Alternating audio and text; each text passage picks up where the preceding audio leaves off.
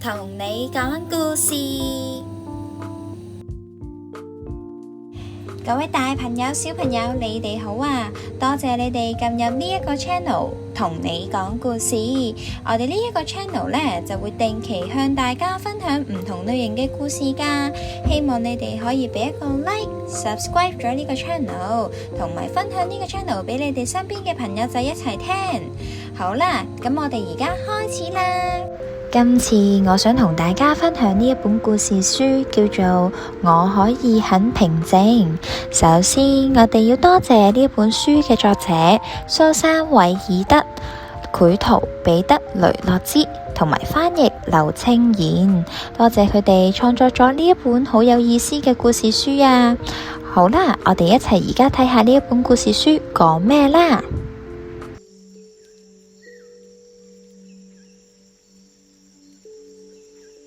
有時候呢，我自己都會好擔憂㗎。擔憂啲乜嘢事？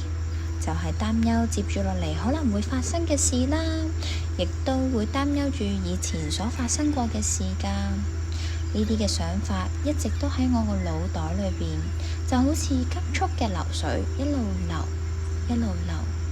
我覺得自己好似一艘冇苗嘅小船咁樣，淨係俾啲水一路帶走。哎呀，唔小心一路流到去一個地方，架船都反轉咗啦。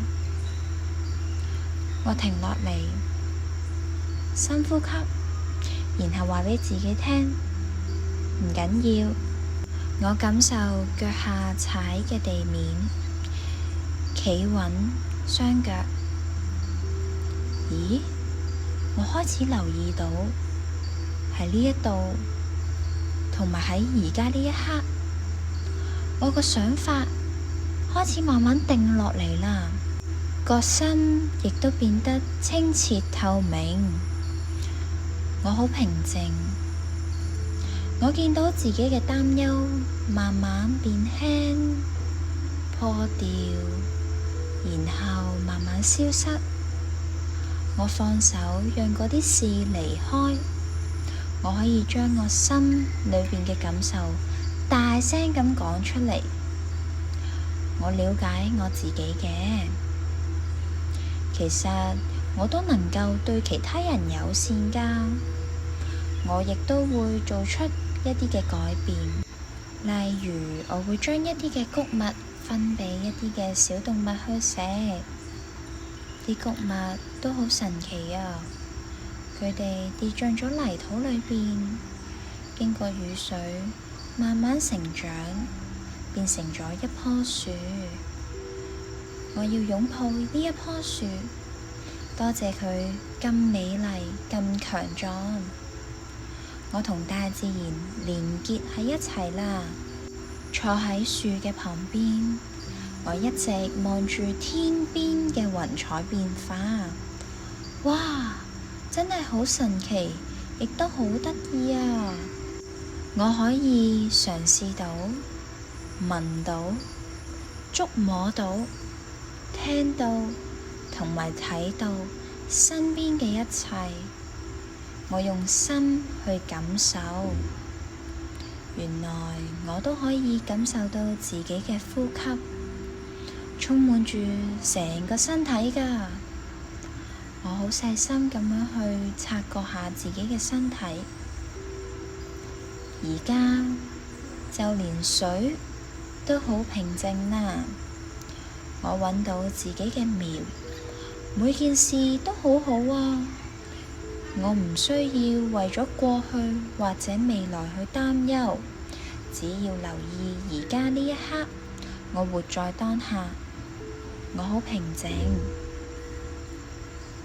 我將呢一份平靜分享出去，並且希望佢能夠送俾有需要嘅人。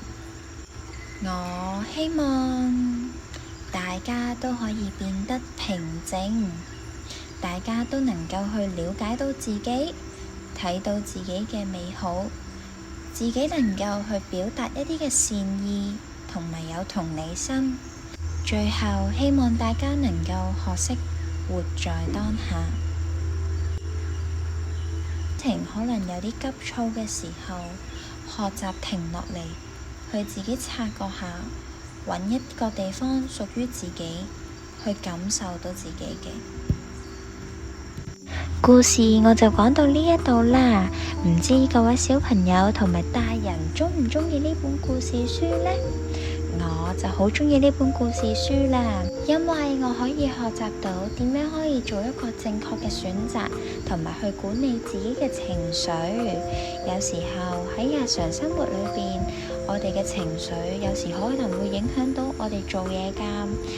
但係如果當我哋去學習到點樣去平靜，點樣去令到自己安靜停落嚟觀察嘅時候呢，其實呢就會對我哋做任何嘅事情都會更加專注，同埋會做到一個正確嘅決定出嚟㗎。希望各位小朋友除咗可以學習到乜嘢叫做平靜之餘，亦都可以分享俾身邊嘅朋友仔，大家一齊去學習平靜，一齊去觀察呢一個咁神奇嘅力量。好啦，個故事我就講到呢一度啦，希望各位小朋友你哋都鍾意呢個故事書啦。我哋下個故事再見啦，拜拜。